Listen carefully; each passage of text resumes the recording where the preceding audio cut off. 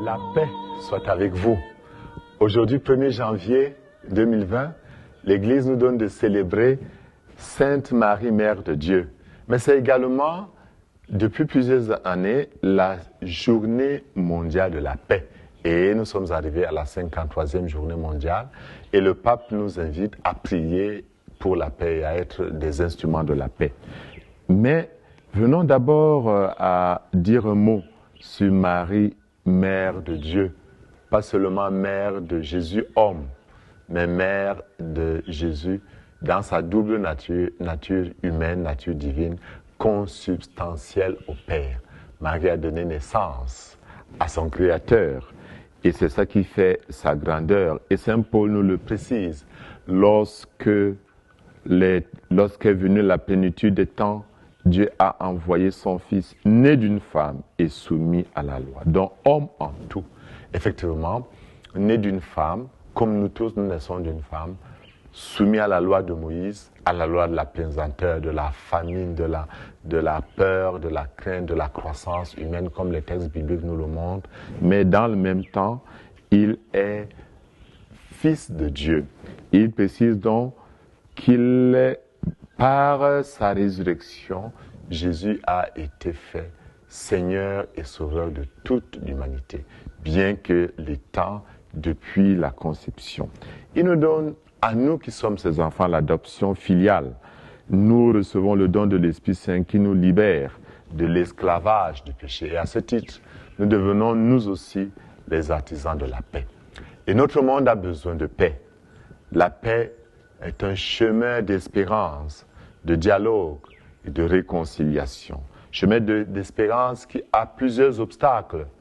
En tant qu'artisans de la paix, Fils de Dieu en Jésus, nous devons tout mettre en œuvre pour lever ces obstacles et pour affronter les épreuves qui se dressent devant nous pour que la paix règne dans nos murs et que la prospérité règne dans nos maisons. La paix est également un chemin d'écoute basé sur la mémoire, sur la solidarité et sur la fraternité.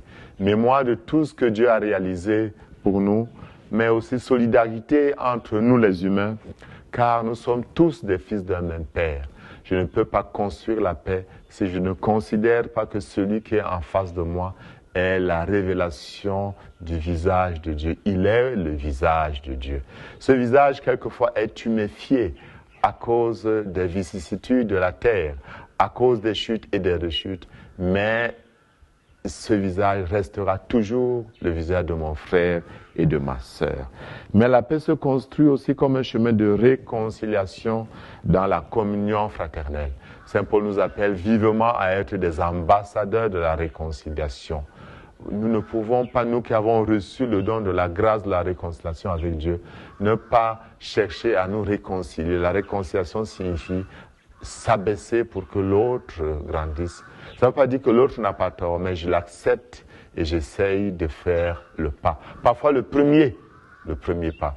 Nous avons besoin d'être de ceux-là qui œuvrent pour la réconciliation dans notre monde. La paix, c'est aussi un chemin de convection pour créer un nouveau monde. Un monde où règne la paix. Un monde où nous respectons la nature. Un monde où nous créons des structures de dialogue et de communion. Un monde où l'économie n'est plus au service de la domination de l'autre, ni les finances, mais au service d'une croissance partagée. Un monde où nous préparons à laisser quelque chose pour les générations futures. En termes d'environnement, nous avons une interpellation forte. En termes d'écologie, nous avons une interpellation forte. En termes de développement durable, nous avons une interpellation forte. En termes de partage des biens de la terre, nous avons une interpellation forte dans notre pays. Le psaume 66 qui nous est proposé comme méditation et nous ouvre à une bénédiction qui sera clôturée par la bénédiction du livre des Nombres. Le psaume 70 est comme une prière que le visage de Dieu illumine le visage de nos fidèles aujourd'hui, que son chemin soit connu sur la terre et que son salut parmi toutes les nations. Que le salut de Dieu soit connu dans toutes les nations, dans notre pays, le Cameroun et partout ailleurs. Que les nations puissent donc chanter leur joie en reconnaissant que c'est Dieu qui gouverne le monde et non autre chose. Que la terre soit donc donnée en fruits, car Dieu nous bénit, et que la terre tout entière l'adore. Ce n'est qu'en adorant Dieu, en reconnaissant Dieu comme l'unique et le vrai maître de l'univers, que nous serons bénis et serons des vrais artisans de la paix. Comme Dieu avait demandé à Moïse de parler à Aaron et à ses fils pour bénir le peuple d'Israël, ainsi je voudrais vous bénir aujourd'hui. Que le Seigneur vous bénisse et vous garde. Que le Seigneur fasse briller sur vous son visage, qu'il vous prenne en grâce. Que le Seigneur tourne vers vous son visage et qu'il vous apporte la paix. Amen.